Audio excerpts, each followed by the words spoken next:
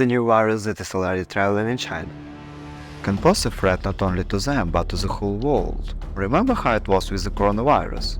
But the cure was always found. And even saved times it came by itself, as it was during the Civil War era in a hospital in the United States. At night, the wounds of soldiers would glow blue, and it was called the angelic glow. This glow was truly divine, as the glowing wounds healed quickly, and infections were avoided. The mystery was solved in 2001, after 100 years. Thus wasn't in religion, but in science. Soldiers cured by these fluorescent bacteria. Usually they penetrate the larvae insect and use toxic substances to kill other competing microbes. When soldiers sitting in the gold mud got luminous bacteria in their wounds. Fortunately, these bacteria produced a substance that kills all microbes in their wounds. It turns out that 66 years before penicillin, infamous laboratory-made bacteria explode. Soldiers, without realizing it, cured themselves with antibiotics. These drinks are everywhere now.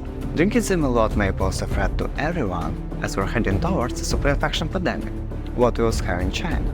A pandemic is an infection on a global scale, as in the game Plague Game. When we take more antibiotics, bacteria become stronger.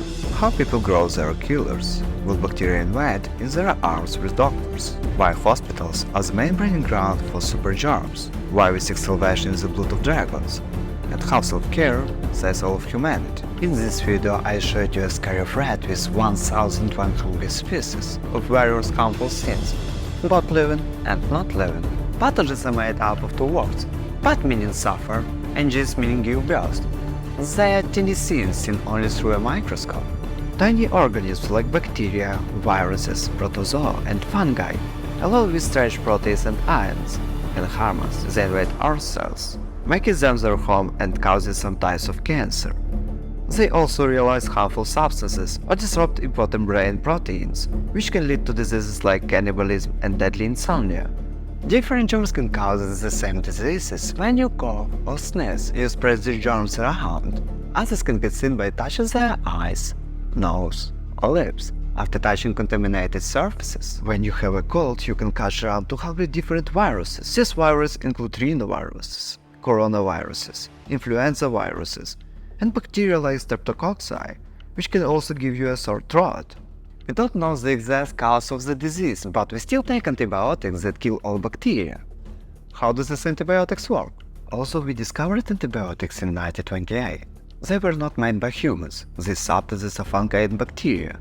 Millions of years produced to fight each other, as we grow microbes in factories to harvest them, or copy their weapons artificially. Antibiotics work in two scenarios, either slowing down the growth of bacteria by interfering with the synthesis of DNA and proteins, or preventing the bacteria from building a protective cell wall. Think of it like obtouring an old castle. You can surround it to starve the people inside, or you can start the building from protective walls. Bacteria and leaves are made in different ways. They are not that different from a jellyfish, from a rhinoceros. They are completely different. Here is a virus, and here is a bacterium. Outwardly they may be similar, but inside they are completely different. Bacteria are living, and viruses are an enemy. Viruses are very easily made, one of two chains of genes in a protein cocoon. They do not have their protein's factory. That is, once they use the assembly line in other cells, for example, in human cells, a healthy cell takes in DNA of a virus and gives birth to its exact copies in a protein cocoon. Antibiotics don't work on viruses like the common cold. Viruses don't have the parts that antibiotics can attack. Your body immune system will handle the cold and will go away in about a week, with or without treatment. A common cold is a virus, and antibiotics will not help here. Swallowing antibiotics will launch a missile, with heat guidance inside you. Bacteria inside us weight as much as the brain, making them easy targets for drugs. They will eventually find a target. You have prescribed drugs, and what they do is they kill everything in their path, and beneficial bacteria as well, but not all die, and the harmful and most resistant bacteria remain, so she must have been bored. The way of antibiotics stimulated her to mutate. Bacteria are smart. Once they adapt to antibiotics, they become unaffected, no matter how much use. Pay attention to this experiment called the road of death. This is an obstacle course for colony colonies, where at each stage the amount of antibiotics was increased 10 times. Here there are none, here is 1, and here there are 10 times more. This is the road in which strongest bacteria survive. Those that go to the finish line are motivated more than others, and give the most valuable offspring, like cockroaches. These are the true heroes of the pathogens. They created the 6 most dangerous species.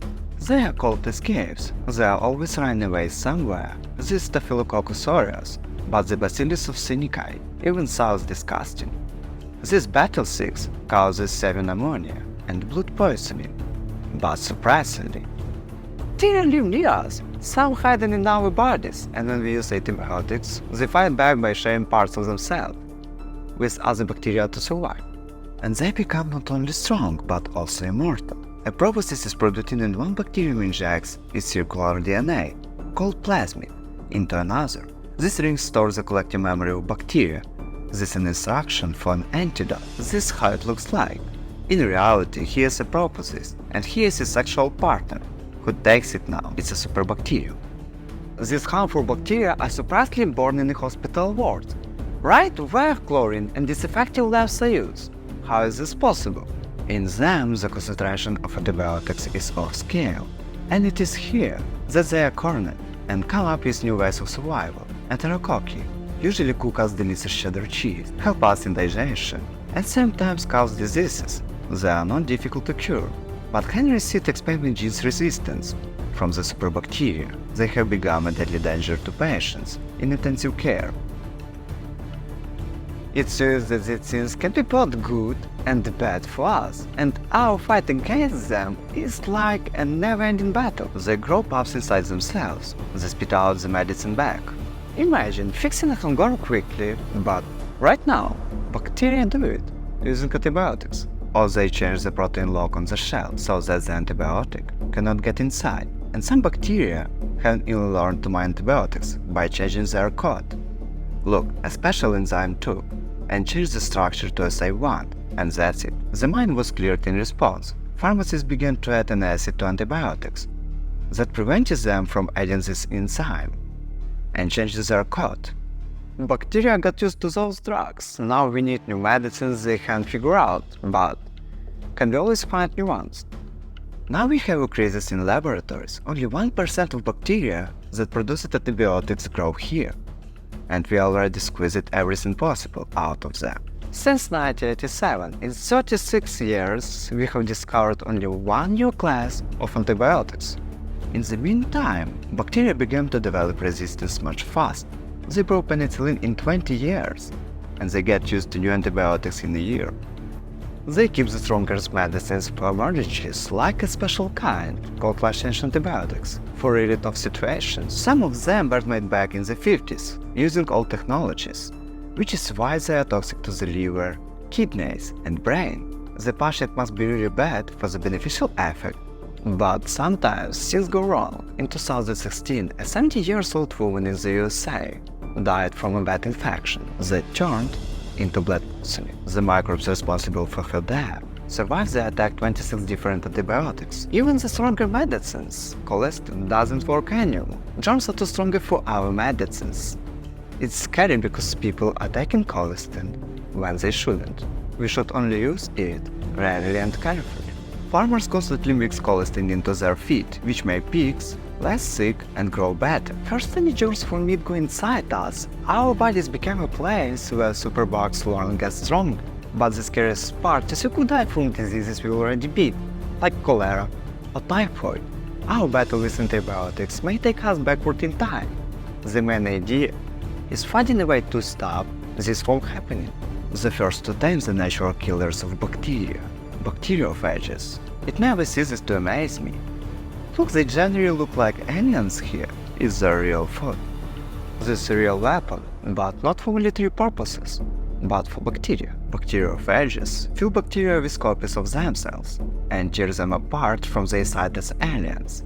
Phage therapy was made in the 20th century in the USSR and used in hospitals. They are banned everywhere because we aren't sure if they are safe. Countries need to study them before allowing them. In Germany, this is killer germ That's why we need to go places that might not be right.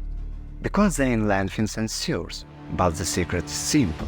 Where bacteria live, phages live also, and killers. We will learn to treat only some germs, but that's not enough. We need something that can fight many germs, like a super hunter. This is the second way to say people, killer germs. Vibrio virus almost broke my tongue. They can swim 100 plants on their bodies in a second. And they also eat 90% of the bacteria. That they are fat, real killers. Okay, when more people die from superbugs, scientists do more research. If that doesn't work, there is another way. Peptides. Animals have natural substances in their spit that can kill bacteria, and has been used for a long time. Our ancestors have long suspected, and from frogs into milk, so that it doesn't spoil longer, and recent studies have confirmed. That's the skin of frogs' secrets. Peptides that kill food bacteria, but today scientists have paid attention to large animals, such as lizards.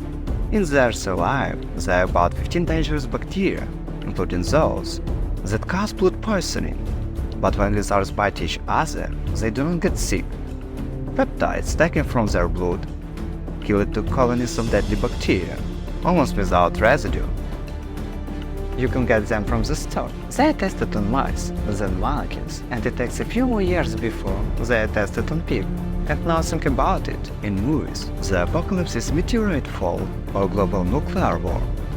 The real problem comes from little fly bugs that get inside us. The tricky part is when we diagnose ourselves and rush to buy medicine, we might make them even stronger. Bacteria with resistance that allows them to speed on all antibiotics have already been found in more than 30 countries. Every minute one person dies. Because of this bacteria, all this can come back to us very sadly.